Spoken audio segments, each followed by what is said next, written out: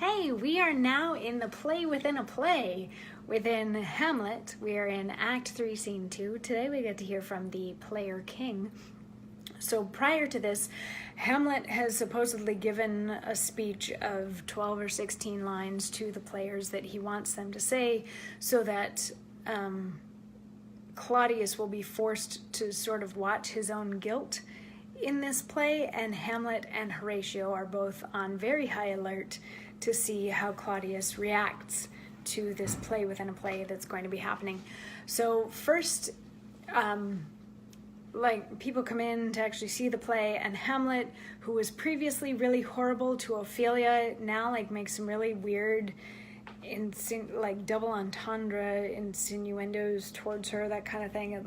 It's weird for a dude that told a woman to go to a nunnery and cursed her with infidelity, or cursed her with barrenness and all that sort of thing. Now he's like, come on and give me a blowjob, whatever.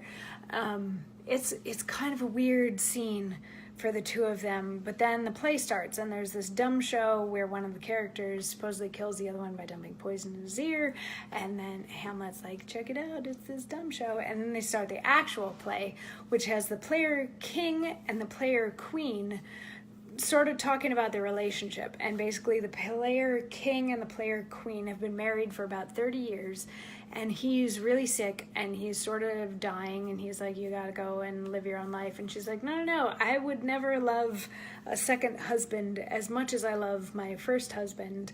And he's like, well, really, are you sure that's true? And she's like, absolutely, I will never love a second husband as much as I love my first.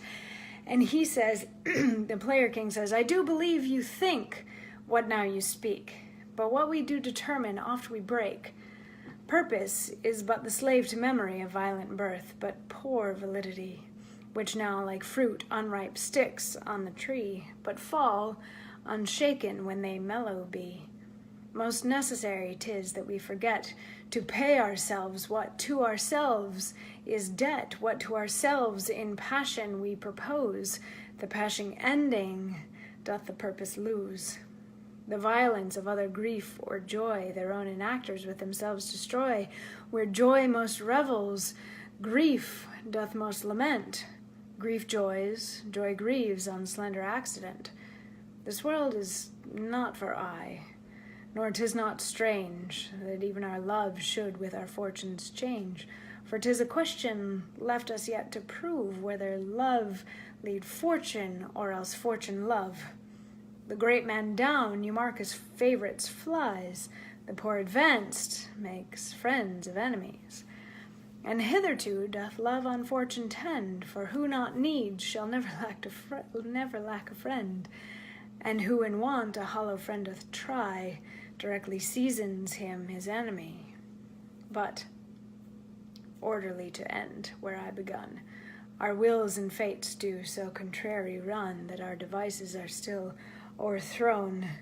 Our thoughts are ours, their ends none of our own. So think thou wilt no second husband wed, but die thy thoughts when thy first lord is dead. So he's setting the stage for, yeah, you swear you love your first husband now, but let's see what happens when he's actually out of the picture. Anyway, we'll find out more tomorrow. I don't even know what's on for tomorrow. Let's find out, because I feel like I left you sort of hanging. Oh yeah, we get through a lot before tomorrow's monologue. But anyway, we'll find out what happens at the end of the play within the play. That'll be a quick thing. I'll fill you in. I'll see you tomorrow. Mwah.